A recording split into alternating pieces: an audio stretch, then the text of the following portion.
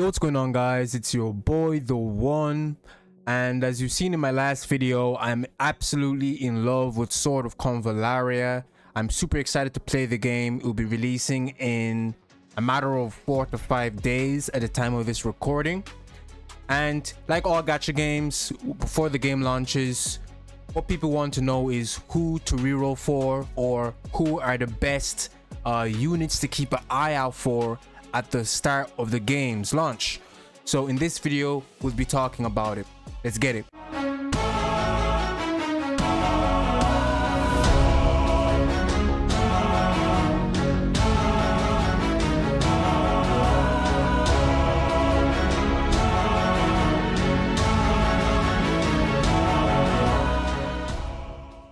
So first of all, this is actually a personal favorite of mine.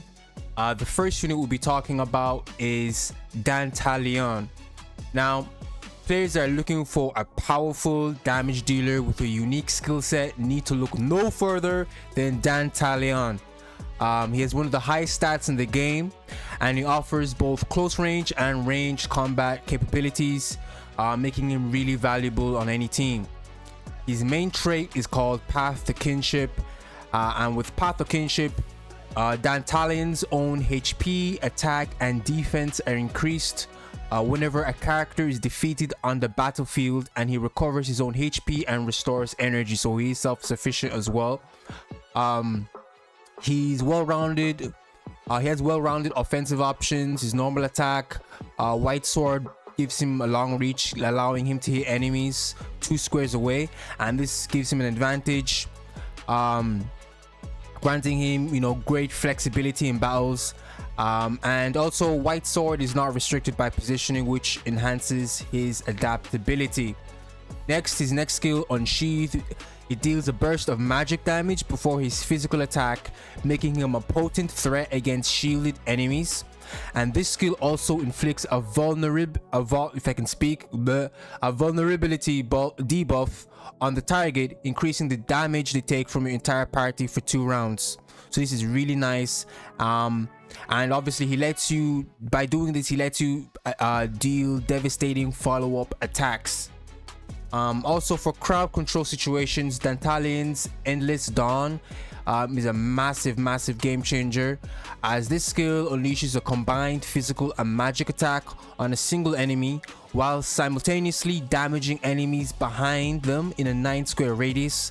And the true highlight of Endless Dawn lies in its group knockback effect, which can strategically push enemies back 2 squares, allowing your team to efficiently control the battlefield.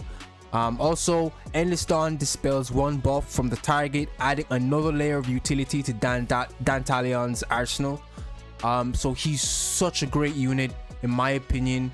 He has a leader skill, he's self-sufficient, he has good range, he's good short range, long range.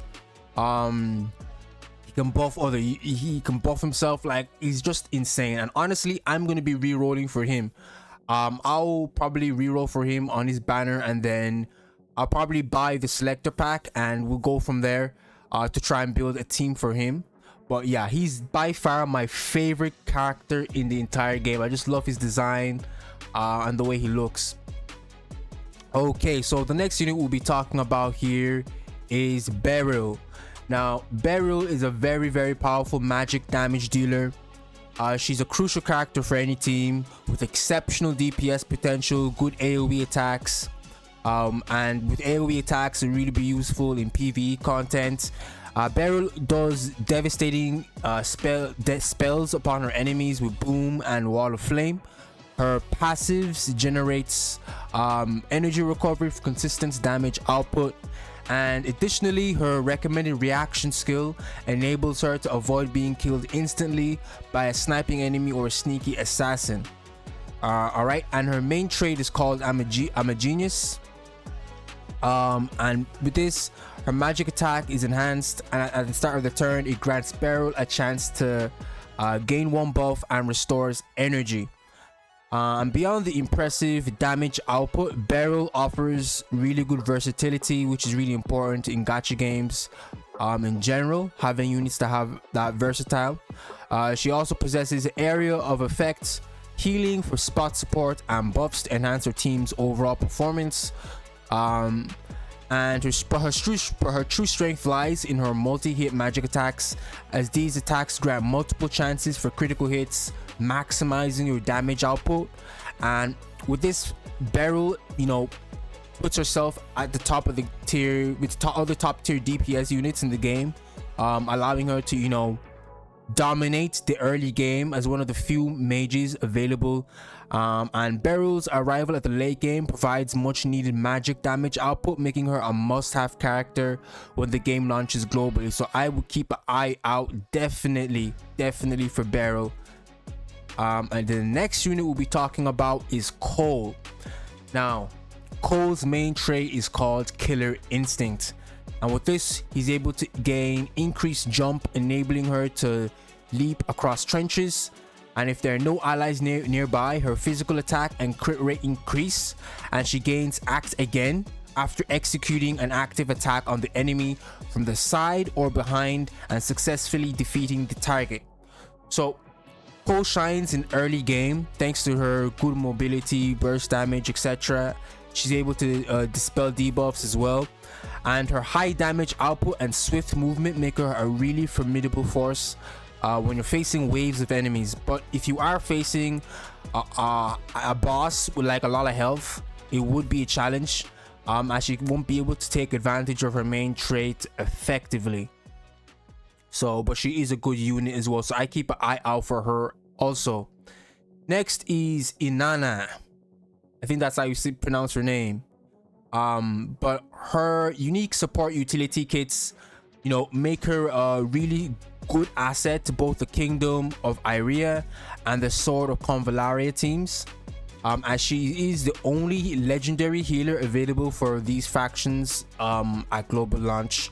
Her main trait is called Pearl of Iria, and at the start of the battle, Inana summons a Guard of the Princess, and at the end of the turn, she heals 2 allies with the lowest HP and bestows a random buff.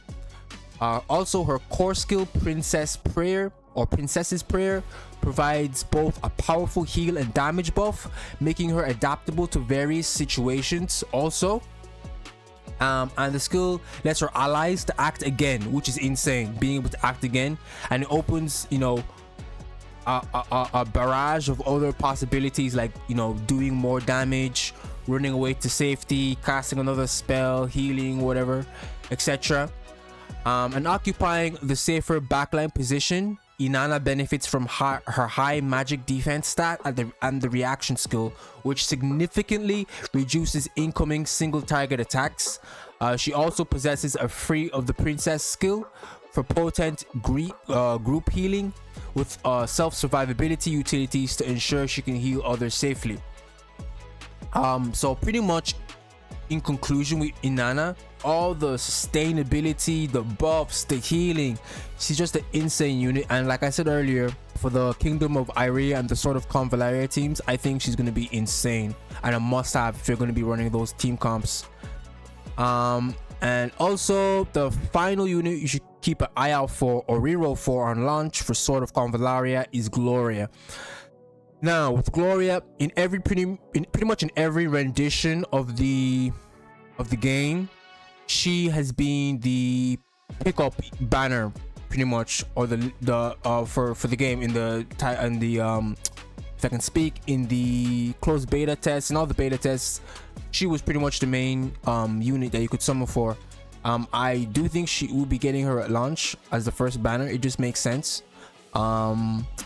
Yeah, so she's also a great unit. Her main trait is called Flag of Justice, and with this, her attack is enhanced at the beginning of the battle. She automatically unleashes Spear Technique, Flag Waving, granting increased move to nearby allies.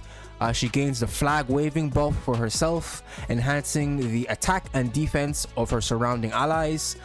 Other strengths for Gloria is, she offers diverse offensive arsenal with 2 skill sets, AoE damage and a knockback skill.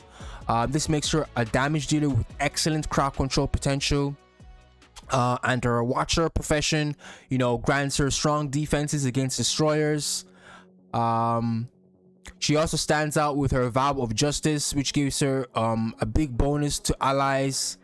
Additionally, her aura skill offers a unique buff that applies to nearby teammates, boosting their attack, defense, and movement speed. So you guys can see she's a really good support unit. She can even silence enemies with her normal attack when they're injured. And also both her unique spear techniques offer great utility. Her spear technique Brilliance gives a potent attack and damage reduction buff for allies, while her Lance of Longinus allows for remote detonation of explosive barrels, positional blocking, attack negation, and these skills are really effective in high difficult content. So Gloria is another really great unit that I would reroll for. So, you know, when you're coming to play Sword of Convallaria on launch, I will be streaming the game live that day. Hopefully, fingers crossed. I will try my best to stream the game launch. I'm super excited. But these units are who I would be potentially rerolling for, or I would keep an eye out for. Like I said earlier, I will be personally going for Dantalion, as he's just my favorite unit in the entire game. He's like, in all Gacha games I play, there's always one character that catches my eye, and he's definitely that character. I love his design. He's just so badass. So yeah, I'm gonna be pulling for him. Let me know in the comments, who will you reroll for? Bear in mind, this is just my opinion on who I think, based off of research, the best units in my opinion who you should reroll for. But feel free to reroll for whoever you want. Rerolling is not a necessity. You can obviously just play the game and have fun. That's also cool too. But hopefully you guys enjoyed this video. If you did, make sure to leave a like and subscribe for more Sword of Convallaria content. I will be covering the game on this channel as well as my Wuthering Waves content. So yeah, take care and peace, guys.